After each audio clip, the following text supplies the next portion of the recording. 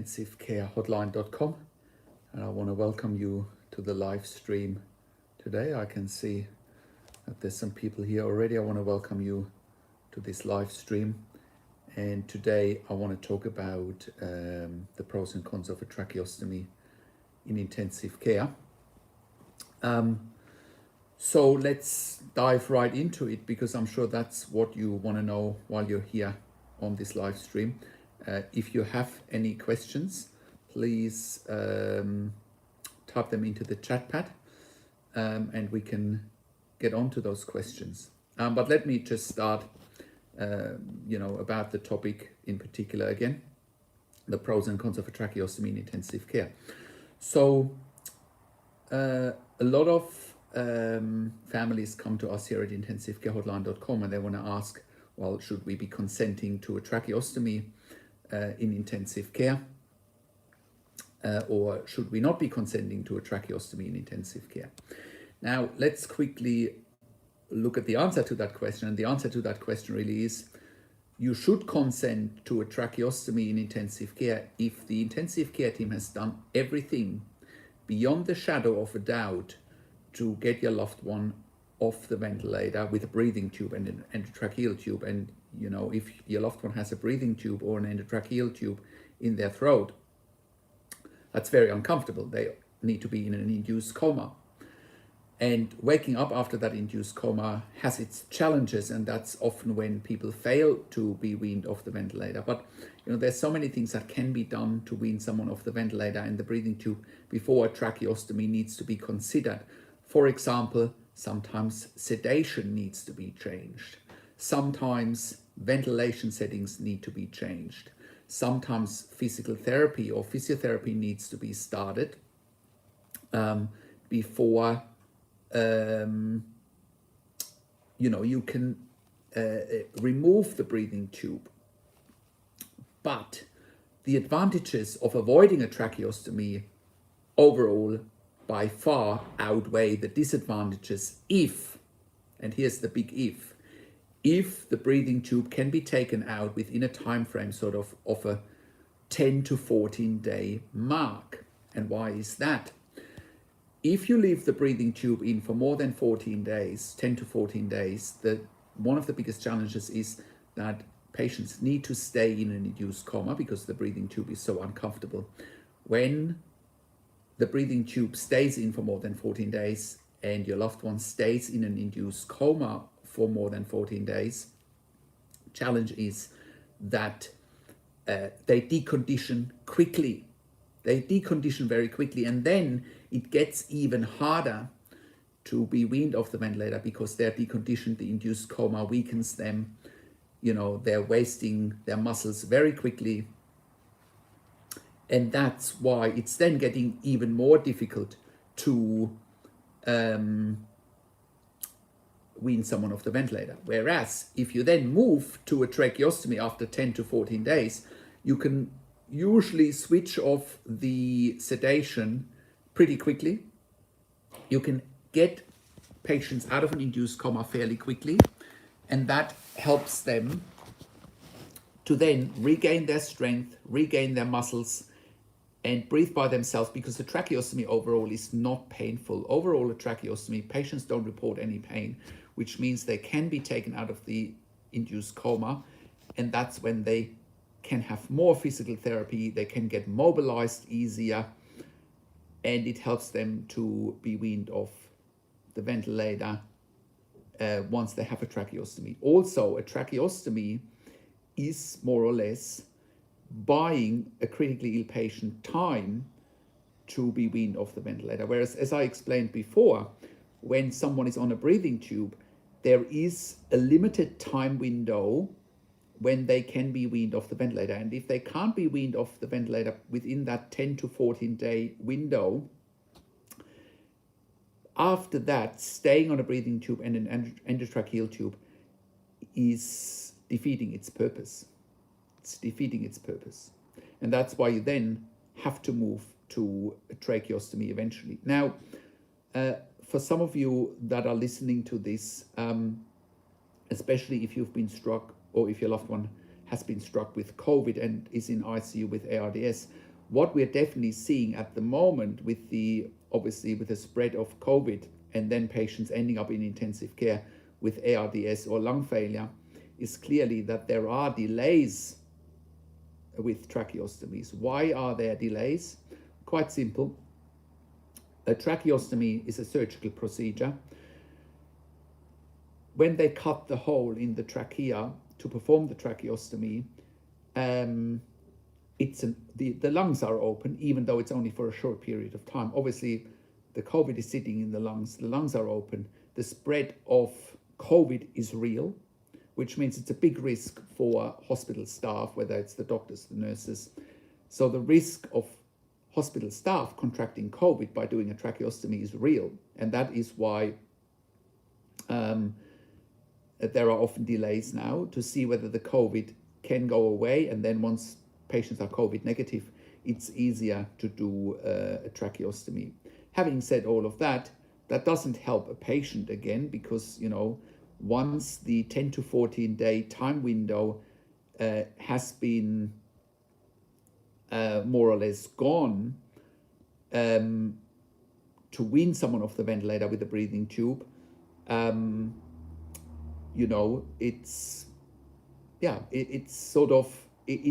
patient deteriorates often even further. So that's why, the 10 to 14 day time window is so critical. And that's why COVID really has made things worse, especially for COVID patients specifically. And we're certainly seeing across the board that the deconditioning of COVID patients seems to be fairly rapid.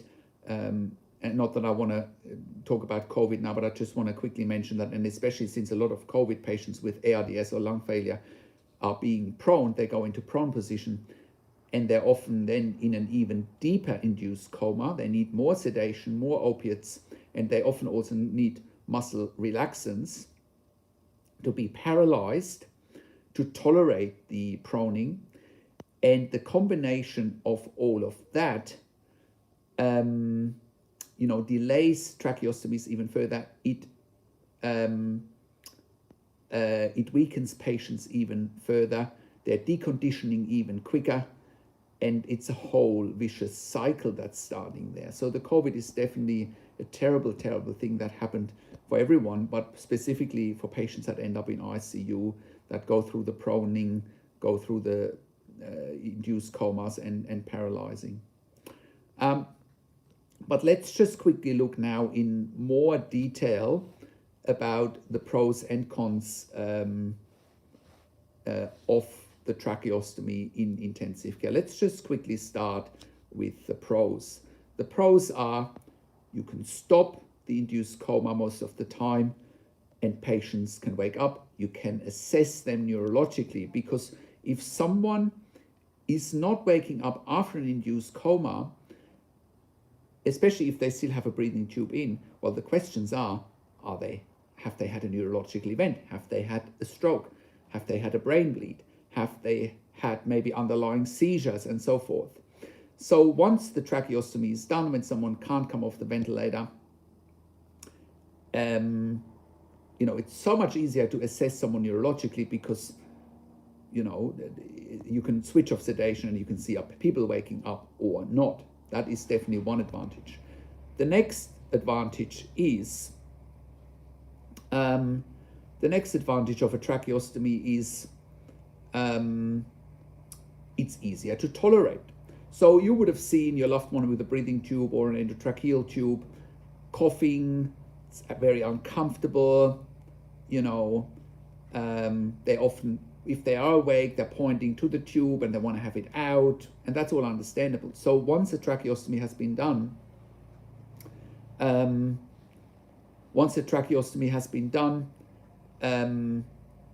it's easier to tolerate. Most people with a tracheostomy don't report any pain. They don't report any discomfort. There is some discomfort as well with the tracheostomy. It's mainly around, when you change the dressing, when you change the tape, when you change the inner cannula, that people start coughing. That is definitely a disadvantage, and it's definitely uncomfortable. The other disadvantage is that when you suction, again, people start coughing, but that is the same on the breathing tube, and it's less comfortable It's more comfortable on the breathing tube compared to the tracheostomy. If there are any questions while I'm talking, type them in, and we can and I can answer those questions. Once I've gone through the pros and cons. So please type in your questions. So the next benefit of a tracheostomy is that you can mobilize easier and quicker. So why is that? So let's just say you're mobilizing someone, and when I say mobilization, I mean getting somebody out of the intensive care bed, getting them in a recliner chair, and there's special chairs in ICU where you can mobilize a person. There's a high risk of mobilizing someone with a breathing tube or an endotracheal tube if the tube comes out during mobilization, and that can happen. It can be life-threatening and can be very difficult to re-intubate a patient while they are being mobilized. Again, that can be a life-threatening situation. With a tracheostomy, for example, if, God forbid, a tracheostomy comes out or gets dislodged, it's so much easier to deal with that. It's just putting in a new cannula. You don't need to intubate someone. It's so much easier to deal with it. So that is definitely another advantage. The next advantage is suctioning. So when you have someone with a breathing tube, you have a very long breathing tube, and you need to suction, okay? And you need to suction regularly to clear the airway, because patients are not in a position to clear their own secretions while they're on a ventilator with a breathing tube. So when you suction someone with a breathing tube, you need a long suction catheter. It's very uncomfortable. Patients report that they're feeling like they're suffocating, they're coughing. Again, the risk of the breathing tube getting dislodged, coming out, is fairly high. And again, that is a life-threatening issue. So then, if you are having a tracheostomy and you need suction, you need a shorter suction catheter. It's much easier to control. You can also change with the tracheostomy. You often have an inner cannula. Not all tracheostomies have an inner cannula, but most tracheostomies have an inner cannula. And it's actually much easier for you to make an assessment. How many secretions are there? If you have an inner cannula, you can have a look, is the tube blocked or is it close of being blocked? It's almost like a safety valve if you're having an inner cannula to check for airway patency. And that is very difficult to assess with a breathing tube. Now, just give me 1 sec. I just need to get rid of the lump in my throat.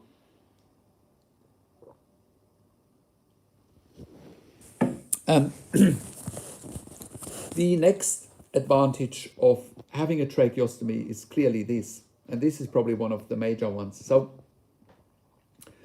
when someone is on a breathing tube, and because the breathing tube is so long, right, and people need to be in an induced coma, it's very difficult to do breathing trials, especially if people can't tolerate the breathing tube.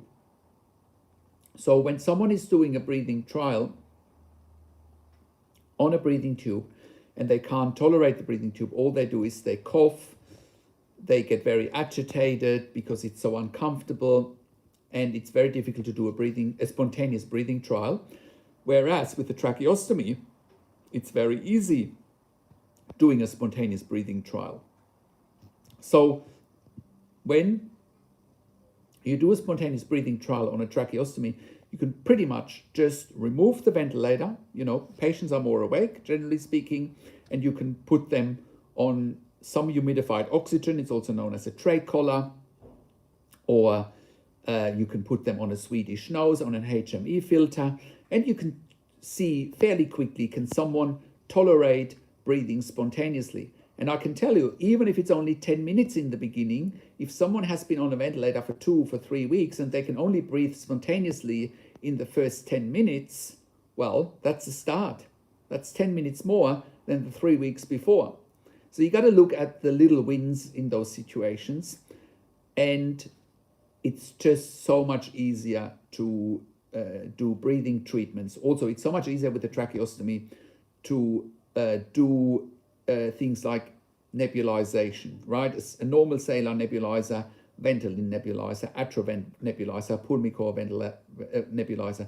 It's just so much easier to apply those breathing treatments that often help a critically ill patient to get off the ventilator.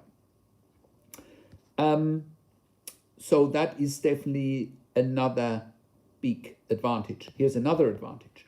When someone, let's just say they're having a size 8 breathing tube, there's different sizes, different size breathing tubes, different size tracheostomy tubes. Okay, let's just say someone is having a size 8 breathing tube. They're now ending up with a size 8 tracheostomy, right? And you can also then start downsizing the tracheostomy, maybe go from a size 8 to a size 7. And again, that helps in the process of weaning off the ventilator. You can't do that with a breathing tube. It's too complex, too complicated. The risk of changing breathing tubes to different sizes is too high. Whereas with the tracheostomy, it can be done very easily. Okay, so that's another advantage. The next advantage with the tracheostomy is that if someone has time off the ventilator, they can also be trialed of starting to talk again. Even though the vocal cords are generally speaking paralyzed, you can then start using a speaking valve. Okay, and again, that often doesn't happen day one, but again, speech therapists can start training someone on tracheostomy to start talking. So that's another major advantage. Another advantage is that if someone has time off the ventilator and is not at risk of aspiration, you can also take down the balloon or the cuff of the tracheostomy tube, and you can see, can someone cough up their secretions? Very difficult to do that with a breathing tube. Okay, so that's another advantage. Coming back to what I believe is one of the biggest disadvantages, especially for our viewers in the United States, and you might wonder what has a tracheostomy to do whether you're in a different country. Well, I will elaborate on that in a minute. So for our viewers in the United States, one of the biggest disadvantages of having a tracheostomy is that the ICUs often want to send your loved one to LTAC, and LTAC stands for Long-Term Acute Care Facility. Now, that generally speaking doesn't happen in other English-speaking countries like in the UK, Ireland, Australia, New Zealand. People after tracheostomy stay in intensive care, and from my experience, that's where they should be. There is another alternative, intensive care at home, but I'll come to that a bit later. I just want to explain to you about the disadvantage about LTAC first. So a critically ill patient in intensive care ends up with a tracheostomy because they can't be weaned off the ventilator. And then ICUs in America want to send them to LTAC. And that is a disaster waiting to happen, right? LTACs are designed to save money. They're not designed for clinical need. Now, when someone is critically ill in intensive care and they're needing a tracheostomy for all the reasons that we just mentioned a minute ago, going to LTAC is an absolute disaster. It's like staring into the abyss. Why is that?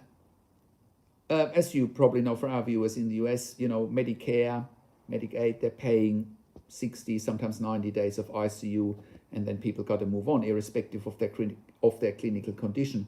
And that's where LTAC comes in. Again, not designed for clinical need, it's designed to save money. Then patients with a critical illness end up in LTAC. Now, picture this. You're going from ICU, where you have ICU doctors, ICU nurses, respiratory therapists, physical therapists, the whole lot. And then you're going to LTAC, that's designed to save money. And then you have one nurse looking after 10 patients that's not critical care trained. You have one doctor overseeing 30 patients, all on ventilation with tracheostomy. It's a disaster waiting to happen. It's a tragedy. I'm still, it still beggars belief to me that somebody has invented LTAC in the United States to save money, and a lot of patients die in LTAC. Unfortunately, a lot of families come to us here at intensivecarehotline.com and they ask us, oh, can you help me get my loved one out of LTAC, because this is not what we expected. And we know why. I can see why this is such a terrible tragedy going to LTAC. When someone is critically ill, the last thing you want is disrupting a care episode. Now, when you look at LTAC, it's clearly disrupting a care episode in intensive care. We're talking about disrupting a care episode for some of the most vulnerable people in a hospital. That is beyond belief from my perspective. On top of that, many LTACs, depending on your location, many LTACs want to send your loved ones hours away, potentially to another state, because LTACs are not necessarily readily available in your location, right? We have dealt with families that, have been asked to send their loved ones from Los Angeles to San Francisco to an LTAC. We have been dealing with families in Florida that had their loved ones, where the hospitals wanted to send their loved ones to Georgia to an LTAC, hours away from their family. It's beyond belief. It's beyond belief, right? What's happening there? The system is flawed. And Amy, you're just saying that, you try your best to keep your dad in ICU. And, again, you should be trying to keep your dad in ICU. You should be trying to avoid a tracheostomy in the first place. And you definitely should be trying to avoid LTAC if your dad, for whatever reason, does need a tracheostomy. So that's my advice there. So coming back to, the disadvantages here is the LTAC clearly. And again, from my experience, we have helped many families through our consulting and advocacy to keep their loved ones in ICU when they were on the brink of discharge to LTAC, because we are clinicians ourselves, and we can advocate for your loved one and say, look, these are the reasons why this particular patient needs to stay in ICU. We know that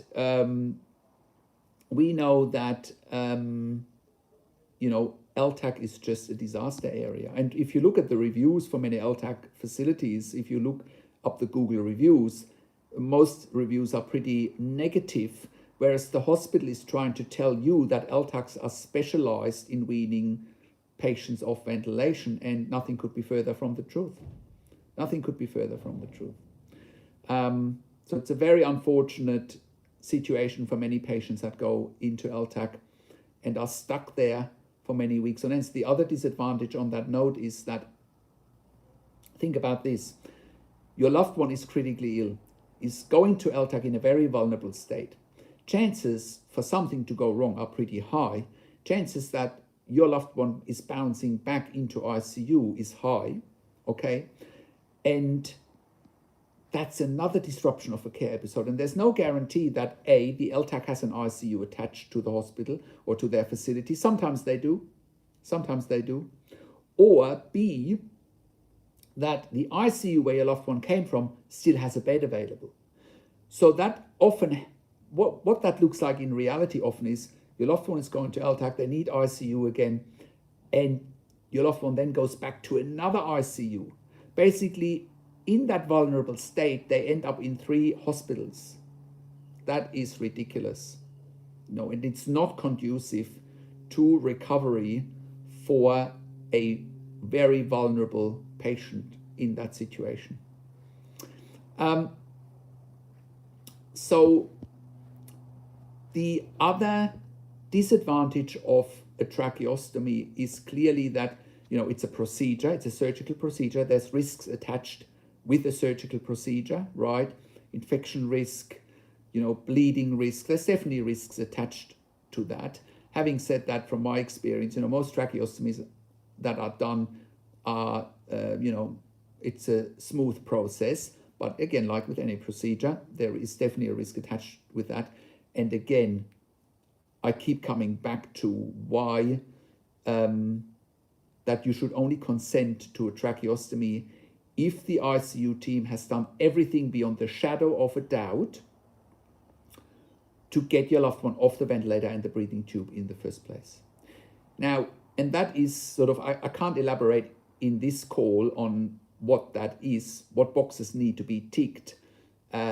So when that the ICU has done everything beyond the shadow of a doubt to get your loved one off the ventilator, I will do that in another live video, maybe next week, where I will focus on that specific topic, okay? But the bottom line is this, you need to know what to look for, because your biggest challenge is that you don't know what you don't know. Your biggest challenge is that You don't know what to look for, you don't know what questions to ask, you don't know your rights, and you don't know how to manage the doctors and nurses in intensive care. That's one part of your challenge in those situations. So another disadvantage when it comes to the tracheostomy is that it, generally speaking, prolongs hospital stays, generally speaking. Okay, so picture this. You have your loved one on a breathing tube, on a ventilator, and you can take that tube out and recovery goes well. Well, that trajectory is hopefully straightforward. Okay, yes, it might include some rehabilitation, but that process should be more straightforward compared to having a tracheostomy, having a prolonged ICU stay, potentially going to LTAC, potentially needing services like intensive care at home, right? The trajectory of recovery from A, having the breathing tube removed, or B, having a tracheostomy is like day and night. There can't be more contrast than that. You know, your loved one should be able to leave intensive care much quicker and go to a hospital floor or a hospital ward if they're having the breathing tube removed, as opposed to having a tracheostomy because they need more time to be weaned off the ventilator. So, you know, whenever you can have that breathing tube removed, you should be going for that. The only time you shouldn't have the breathing tube removed is when ICU teams talk about, or we're doing a quote-unquote one-way extubation. What does a one-way extubation means? A one-way extubation means we're going to take the breathing tube out. If your loved one can breathe and maintain their own airway and survive, that's great. If they can't breathe, if they can't maintain their own airway, when we do that quote-unquote one-way extubation, bad luck. It's basically a sink or swim approach, and you certainly don't want to have your loved one approaching a sink or swim approach whenever that can be avoided. Because that's basically a life or death situation with no backup plan, right? If the ICU team wants to do a trial extubation and is offering the tracheostomy on the other end, that's fair enough. From my perspective, I do believe that a trial extubation should be done, right? I do believe in that. But if that fails, a tracheostomy definitely needs to be offered on the other end to avoid that quote-unquote sink and swim approach. Yeah,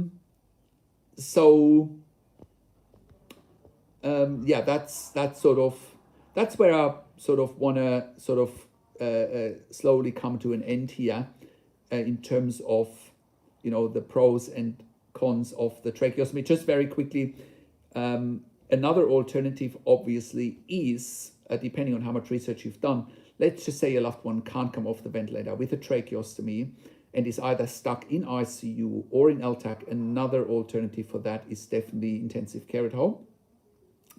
You know, intensive care at home offers services, 24-hour services at home with critical care trained nurses for long-term ventilated patients with tracheostomy. And you should be checking out intensivecareathome.com for more information there. But that is definitely a genuine alternative for long-term ventilated patients with tracheostomy. But again, that is more that if everything that we spoke about so far is failing, you know, I hope I've given you enough strategies now that you don't need to be in a position where you need intensive care at home for your loved one. But it's also important for you to know that it's there on the other end. Again, you can check out intensivecareathome.com. Now, for our viewers that are still here, did you have any other questions? Please type them into the chat pad and I would love to answer them if you have any questions. Alternatively, you can email me at support@intensivecare or to support@intensivecarehotline.com. You can email me your questions there. You can also call me on US 415-915-0090. That is, again, if you're in the US, you dial 415-915-0090.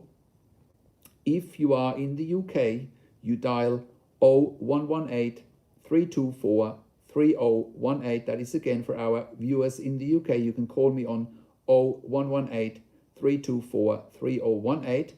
And for our viewers in Australia, you can call me on 041 094 2230. That is again for our viewers in Australia. You can call me on 041 094 2230. So if there are no other questions, I'll leave it there. I do see that Amy, if you want to email me later, you're welcome to do so. Again, you can email me at support@intensivecarehotline.com. I will probably do another live call next week and want to talk about, what I mentioned before. What does the ICU team need to do to get your loved one off the breathing tube in the first place? So, like I alluded to, the ICU team needs to do everything beyond the shadow of a doubt to get your loved one off the breathing tube and the endotracheal tube in the first place to avoid the tracheostomy. And I want to hone in on that next week. And again, thank you for all of you that have come onto this call, Amy, Philin, and others. And looking forward to your phone calls and email. Take care for now, and I wish you and your families all the best.